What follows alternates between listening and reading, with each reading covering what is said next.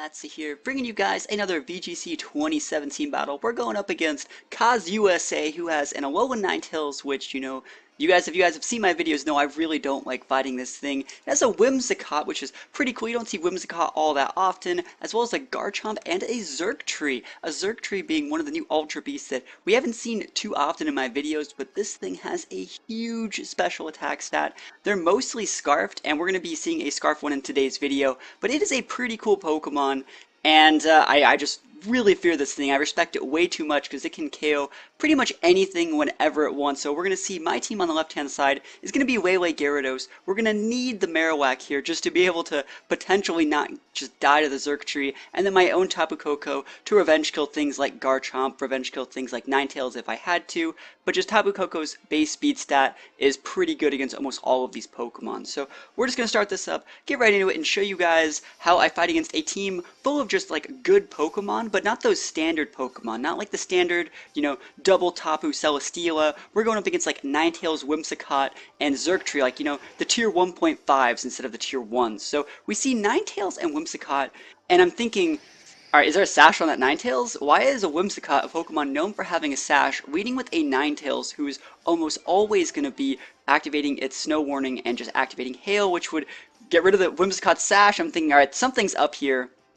But I'm thinking maybe he also just messed up. So I'm going to go for the greediest possible play after I activate my Psychic Surge. I'm going to hope that there is a sash in that Whimsicott and that there's not that much you can do about it. So he activates his Priority Tailwind thanks to his Prankster ability. It's going to double his team speed for 2 turns. And I'm just going to pop the rawest Stone Edge up on its Ninetales. Remember, Ninetales is an Ice type this gen.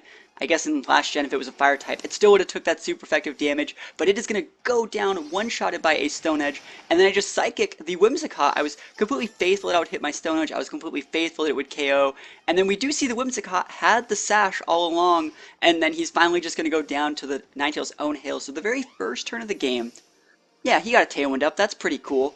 But he lost both of his Pokemon. They are both gone, and all I took was like Life Orb and Hail damage.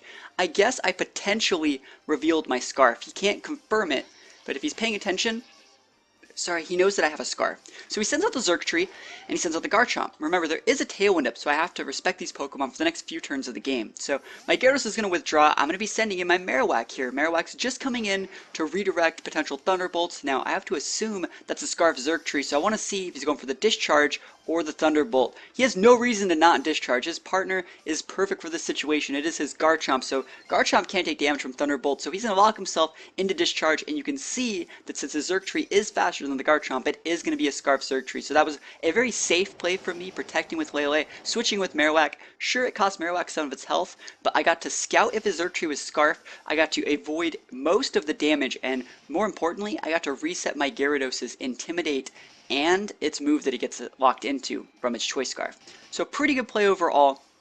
I'm slowly ticking down. Did we see the leftovers from my Marowak? I know that is not standard or common. It's just my special Marowak set. Well, not like a special attacker, but it's a very unique Marowak set, which I'll get to when I eventually get to it. And, we're just trying to stick on the board as long as possible, try to grind out this, try and grind out this Tailwind. So I take a ton of damage on my Lele, oh my gosh. And then as Garchomp goes for the Rock Slide, it's going to get all my Pokemon super, super low. I'm praying I don't get flinched, which I don't.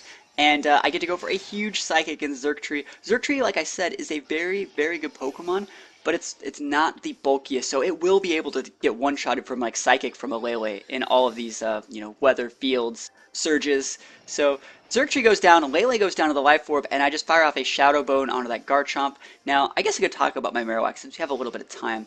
Normally, you'd be thinking, wow, that Shadow Bone is really weak. Well, my Marowak's not holding a Thick Club, so its attack stat is actually very low. It's full HP specialty with leftovers. It has moves like Will-O-Wisp and Swagger, and I was thinking about Will-O-Wisping the Garchomp, but I wanted to get guaranteed damage so I could finish him off from a Dazzling Gleam from Tapu Koko or an Ice Fang from my Gyarados.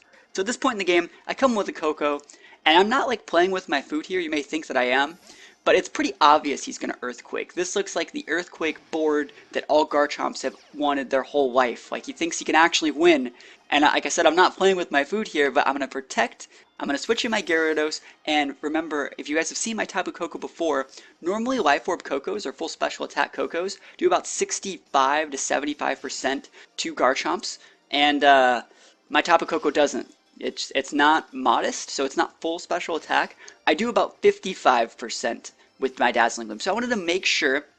Look at this health. Like before the hail, he was about at about 60%, and I didn't want to just go for the Dazzling Gleam, lose both my Pokemon, and then have to send up my Gyarados. I'd rather get the clean 3-stock than like the I barely beat you and you got a double KO at the end of the game, because like that just makes me feel better about myself, I guess. So that was the game. It was really cool seeing the Xurkitree. I feel that I made very correct plays most of the game.